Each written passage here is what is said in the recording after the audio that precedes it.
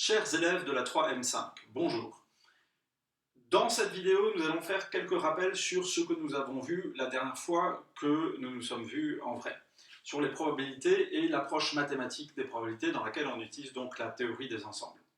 Alors la première chose, c'est qu'on s'intéresse à une expérience aléatoire, c'est-à-dire une expérience dont on ne peut pas prédire le résultat, mais dans ce cas-là, à une expérience aléatoire finie dont on peut dire qu'on peut faire la liste des résultats possibles. Alors, imaginons qu'on lance un dé normal à 6 faces.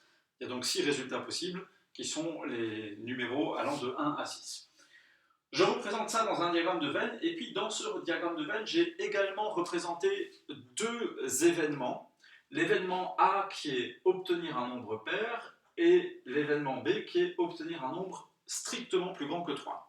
Donc si j'écris l'événement A et que je fais la liste des résultats possibles, A c'est égal à ça, c'est égal à 2, 4, 6.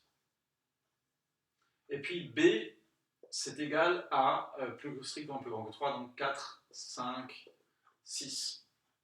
Alors évidemment, l'événement A, ça n'est pas obtenir à la fois 2, 4 et 6, on ne va pas obtenir les trois nombres à la fois, on obtient un des trois. Mais chacun de ces trois nombres correspond à l'événement A. D'accord ? Maintenant, on s'intéresse à ces événements, on va s'intéresser à plusieurs choses. D'abord, la réunion A ou B. Alors ça s'écrit comme ça, A union B. Et ça se lit A union B, ça se lit aussi parfois A ou B. Il faut imaginer comme ça ressemble à un U. Les Allemands, ils prononcent ça OU. Mais c'est aussi pour dire que c'est qu'on obtient l'événement A ou l'événement B. Et ça, à quoi est-ce que ça correspond ? Sur notre diagramme, ça correspond à tout ce qui est soit dans l'événement A, soit dans l'événement B, soit éventuellement dans les deux. Donc c'est toute cette zone-là qui est au milieu de notre diagramme. Et si on fait la liste, qu'est-ce que c'est ? Eh bien, c'est 2, 4, 5, 6. C'est tout ce qui est dans les événements A ou dans l'événement B. A inter B, ça s'écrit comme ça, A inter B, ce symbole-là, c'est l'intersection, ça se lit aussi parfois et, A et B, c'est tous les résultats qui sont à la fois dans l'événement A et dans l'événement B, donc dans les deux en même temps. Et sur le diagramme de Venn, c'est ce qui est évidemment là au milieu dans les deux ensembles A et B. Et puis ici, si je fais la liste, c'est donc 4 et 6.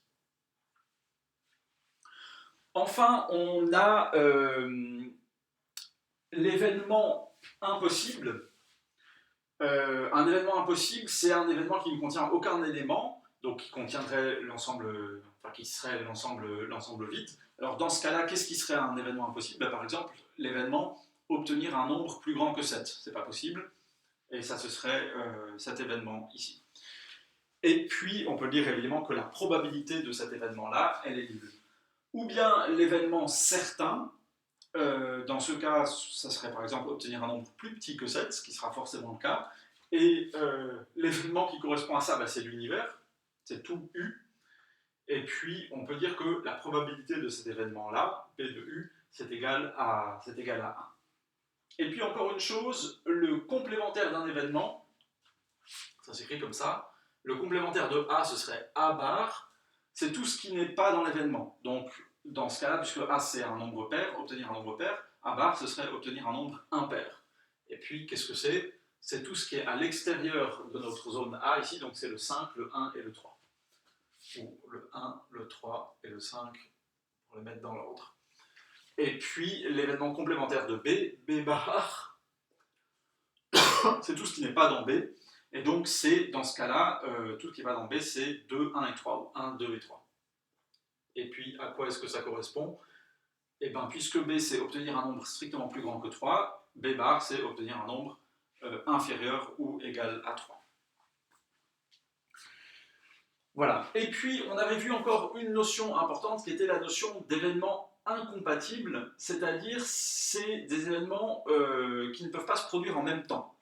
D'accord ? Alors ici, les événements A et B, ils sont compatibles parce qu'ils peuvent se produire en même temps. Si mon D donne un 4, l'événement A se produit et l'événement B se produit aussi, puisqu'on a un nombre qui est à la fois pair et plus grand que 3. Donc ils sont compatibles.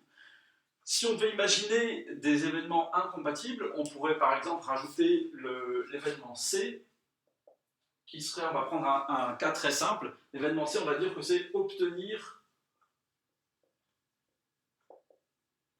1 ou 2. Alors si je veux représenter sur mon diagramme l'événement C, ce serait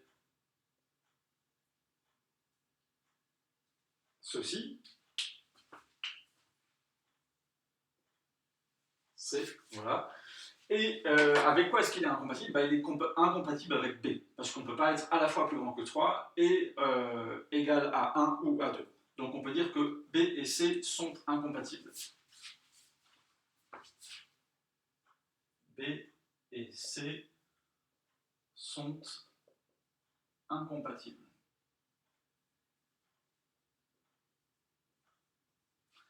Et puis, qu'est-ce qu'on remarque évidemment, c'est que si B et C sont incompatibles, on peut déjà dire que B inter C est égal à l'ensemble vide. Il n'y a rien qui soit à la fois dans B et dans C. Voilà, on s'arrête ici pour les rappels, et puis dans la prochaine vidéo, on va voir la suite.